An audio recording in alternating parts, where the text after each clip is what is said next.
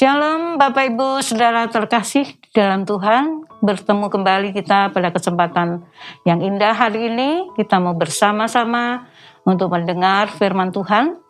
Sebelumnya kita mendengarkan firman Tuhan, mari kita bersama, kita satukan hati, kita akan berdoa. Bapak, kami mengucap syukur untuk kesempatan hari ini Bapak, di mana kami masih mendapatkan kesempatan untuk boleh mendengarkan suara kebenaran firman-Mu. Biarlah Tuhan urapi hamba-Mu dan pakai hamba-Mu untuk menjadi saluran berkat. Dan setiap kami yang mendengar, biarlah kami juga memperoleh berkat, kekuatan, pendewasaan dari firman Allah yang boleh kami simak hari ini. Kami sambut firman-Mu hanya di dalam nama Tuhan Yesus. Haleluya. Amin. Bapak Ibu yang terkasih di dalam Tuhan, saat ini kita akan bersama-sama merenungkan firman Tuhan yang akan saya berikan tema, yaitu hidup intim dengan Tuhan. Ya. Nah, seperti apakah hidup intim dengan Tuhan? Kalau kita namanya membicarakan tentang intim, itu artinya dekat, melekat, dan memiliki hubungan yang erat. Seperti hubungan suami dengan istri, ya, pasti ada kedekatan, ada hubungan yang baik, yang erat. Artinya kita lekat, kita menempel dekat. Nah, Tuhan mau kita membangun kehidupan yang intim dengannya. Ya.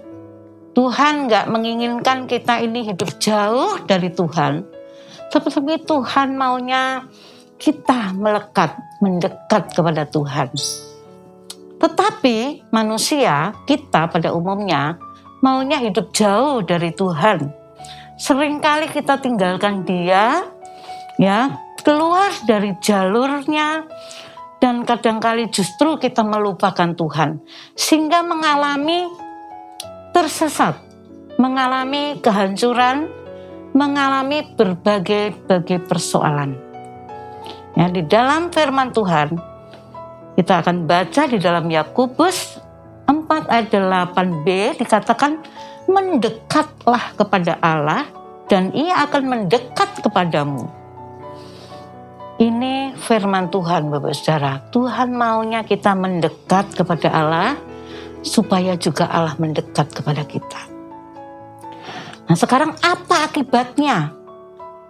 Ya, jika kita sebagai anak Tuhan mau hidup intim dengan Tuhan, yang pertama, kita akan mendapatkan ketenangan. Ya, saya percaya bahwa setiap orang itu ingin hidupnya tenang. Ya, hidupnya merasa damai, merasa bahagia, merasakan ketenteraman. Nah, kalau mau tahu dan mau mendapatkan ketenangan, syaratnya itu harus intim, harus mendekat kepada Tuhan. Ada di dalam Mazmur 62 ayat 2 kita baca Bapak Saudara, di sana dikatakan, hanya dekat Allah saja aku tenang, daripadanya lah keselamatanku. Kita sambung di ayat 6 juga mengatakan, hanya dekat Allah saja aku hidup tenang, daripadanya lah harapanku. Luar biasa ya, kalau kita mendekat dengan Tuhan itu, selain kita merasakan ketenangan, kita juga merasakan memiliki pengharapan. Ada sesuatu yang diharapkan, dan pengharapan kepada Tuhan itu tidak mengecewakan Bapak Saudara. Seringkali kita berharap kepada manusia, atau karena manusia sudah menjanjikan sesuatu kepada kita, jadi kita harapkan. Ternyata harapannya itu tinggal harapan, artinya meleset, tidak seperti apa yang dijanjikan. Nah, yang kedua Bapak Saudara, yaitu diberkati. Ya. Orang yang mau intim dengan Tuhan pasti mengalami berkat-berkat Tuhan. Ya. berkat-berkat yang kita dapatkan itu, kita tidak akan mengalami kekurangan. Seperti yang ada di dalam Mazmur 34 ayat 10. Di sana dikatakan kita tidak akan mengalami kekurangan. Artinya kita diberkati. Kita juga akan baca di dalam Amsal 10 ayat 6. Berkat ada di kepala orang benar, tetapi mulut orang fasik menyembunyikan kelaliman. Apa artinya di sini, Bapak Saudara? Berkat ada di kepala. Kenapa ada di kepala? Di kepala kita ini ada otak untuk berpikir.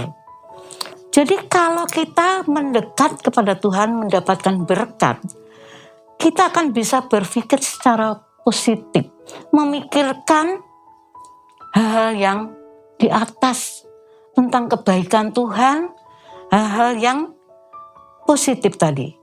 Itu akan membawa atau menghasilkan, ketika kita berpikir positif, akan menghasilkan damai sejahtera, ada sukacita, ada ketentraman, ada kerukunan.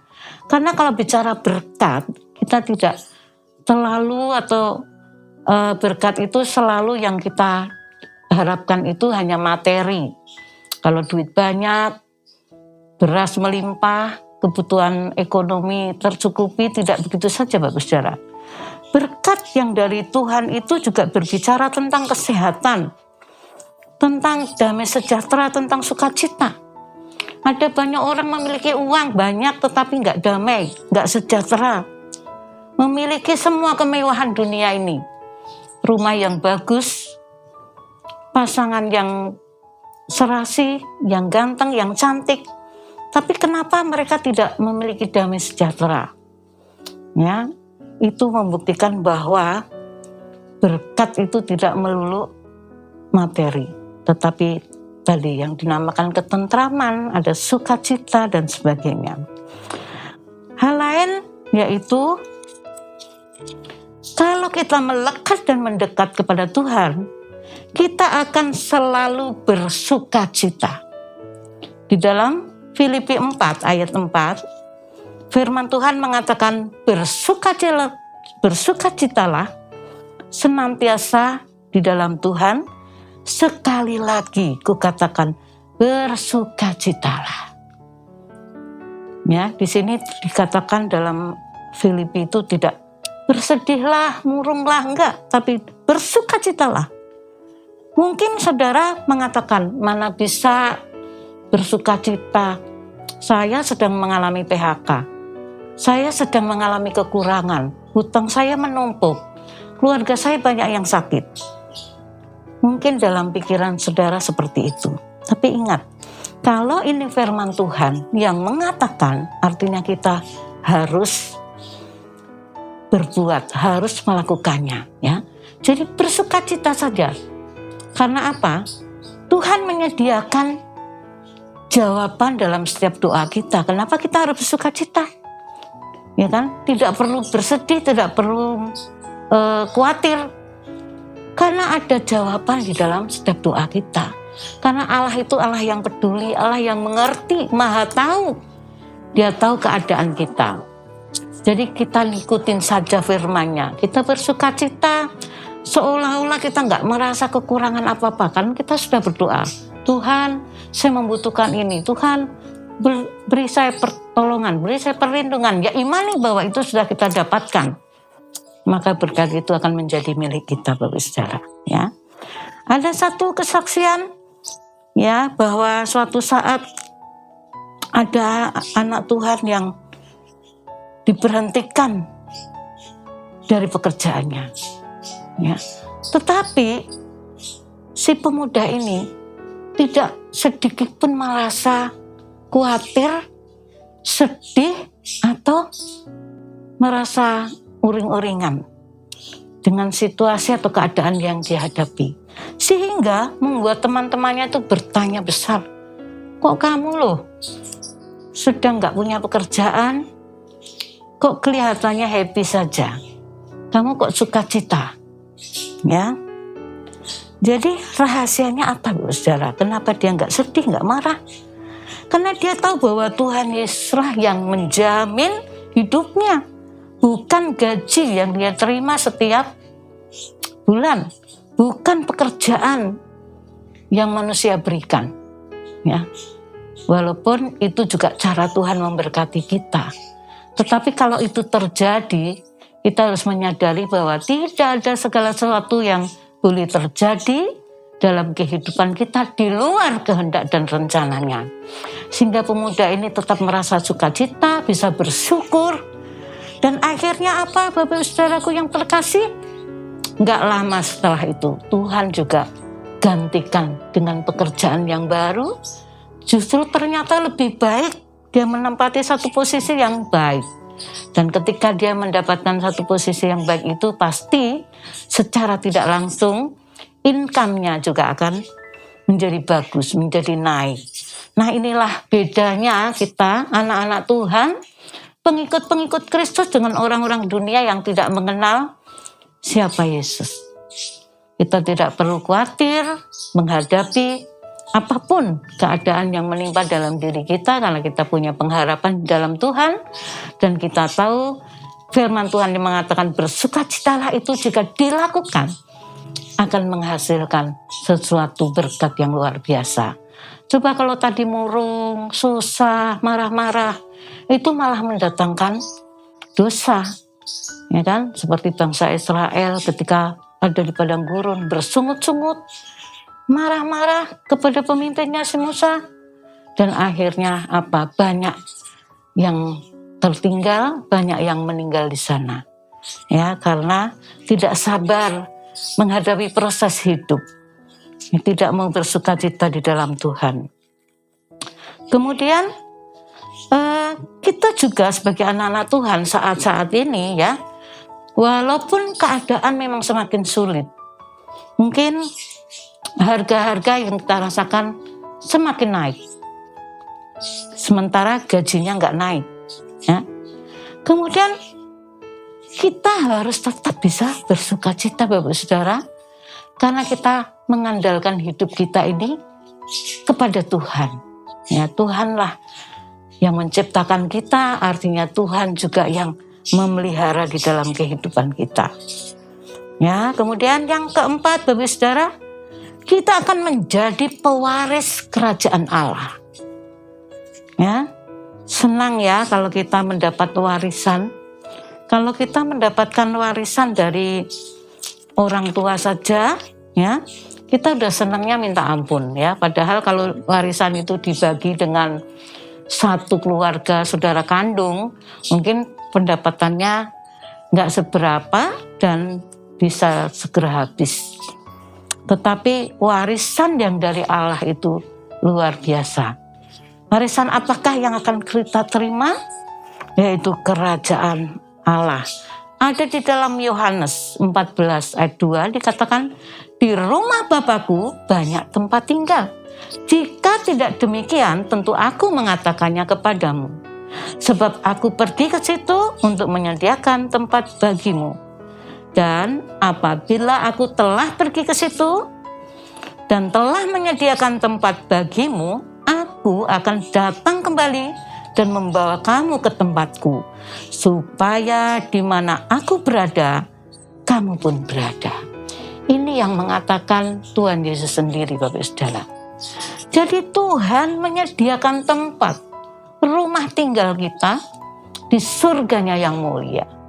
Nanti ketika rumah itu sudah tersedia, janji Tuhan, Dia ingin menjemput kita, membawa kita ke sana, dan di mana Tuhan Yesus berada, kita juga akan berada bersama-sama dengan Tuhan Yesus. Inilah berkat yang akan kita dapatkan jika kita membangun kehidupan dalam keintiman dengan Tuhan.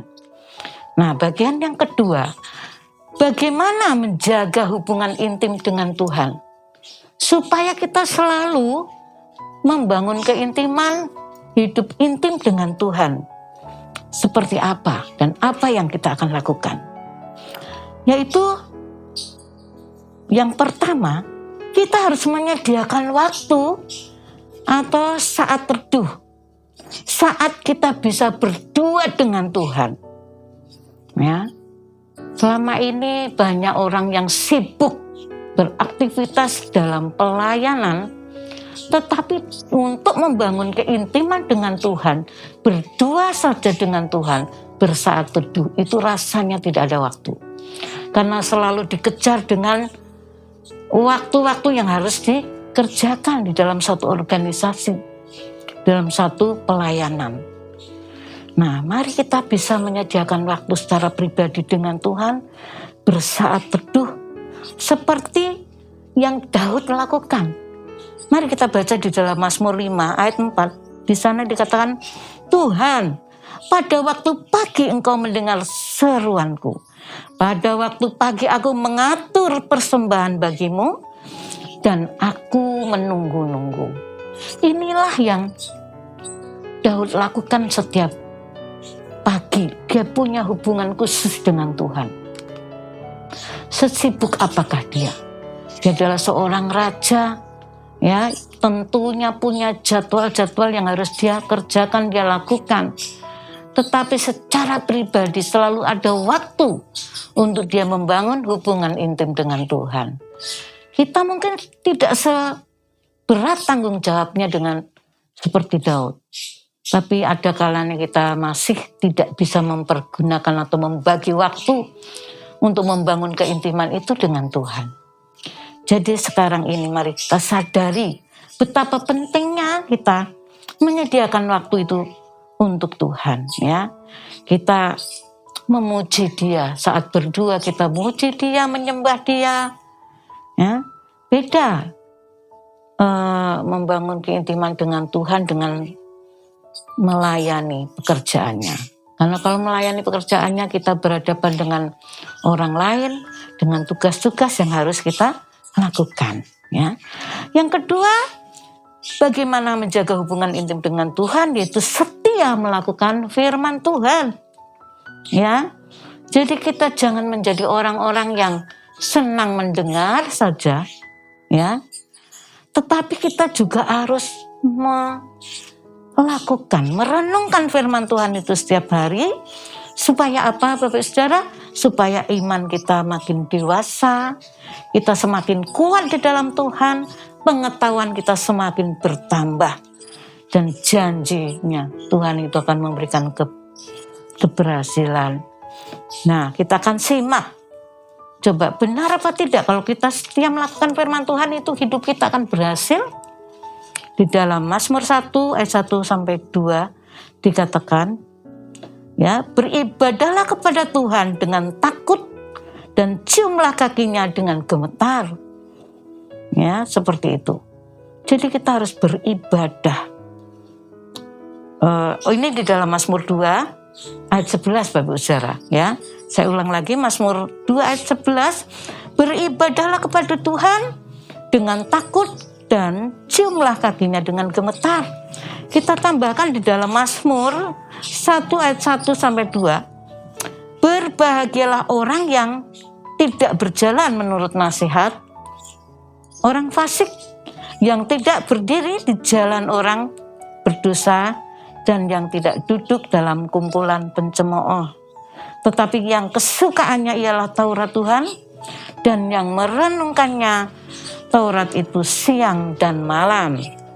Yang ketiga, saya lanjutkan, ia seperti pohon yang ditanam di tepi aliran air, yang menghasilkan buahnya pada musimnya, dan yang tidak layu daunnya, apa saja yang diperbuatnya berhasil. Luar biasa Bapak Ibu Saudara, jika kita membangun keintiman dengan Tuhan itu banyak hal yang kita dapatkan dari Tuhan, ya. Kemudian kita harus apalagi itu rajin beribadah, ya. Kita harus rajin beribadah. Di dalam Ibrani